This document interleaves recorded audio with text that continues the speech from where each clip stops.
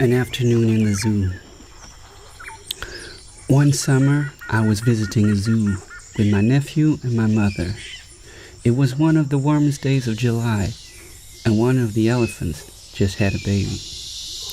So it was really crowded, for everyone wanted to take a peek at this cute little creature. My mother went to the food stand with my nephew to buy him a popsicle, and as the waiting line turned out to be enormously long, I decided to stroll around a little bit in the meanwhile. I walked past the sharks, and suddenly they started whispering. "Please do come a little closer. We have to tell you something very important, sir. Just come closer. Come into the water." Scared and puzzled, I moved over the bridge, saying to myself, it must have been the midday heat to cause these hallucinations. When I got to the monkey's habitat, I decided to sit down for a couple of minutes and take a breath. The apes lived in a designer cage of glass with a gigantic artificial tree in the middle. The beholder's view gave just upon the treetop, where the elders reside. As I sat there, quietly resting, I noticed that the oldest and mightiest ape was staring at me, straight into my eyes and straight through my soul.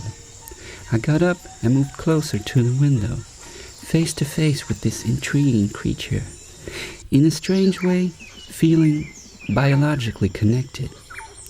All of a sudden, its lips moved and its fingers waved invitingly. "Please bring us a box of fresh bananas and beef jerky, sir. We'll crown you king."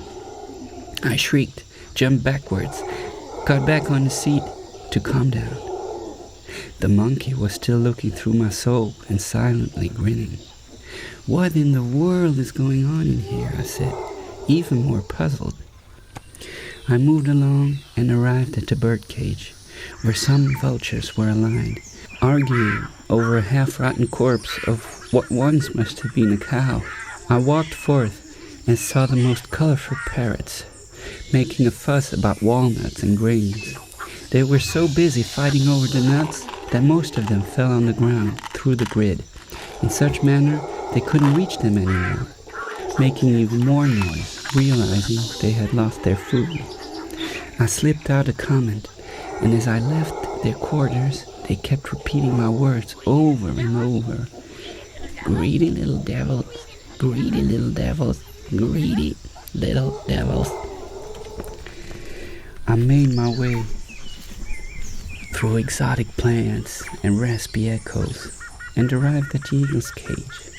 It was as if the eagle had heard the fuzz and seemed to be awaiting me, wise and stiff. Quite blasé, I spoke to him. "So what do you want, Mr. Eagle? A fresh mouse to eat? Or maybe a little rabbit?" With a tender move, he shook his feathers and replied with laconic eyes. "Dog eat dog, rat eat rat, a vicious game of mice and cats. I don't want no gifts or petty favors. Greed can blind and poison savior. The only woe that makes me sore is the iron lock upon my door. Thirsty fish don't bring no solace. Where I belong is cloud 9, so turning the key to the left would do just fine."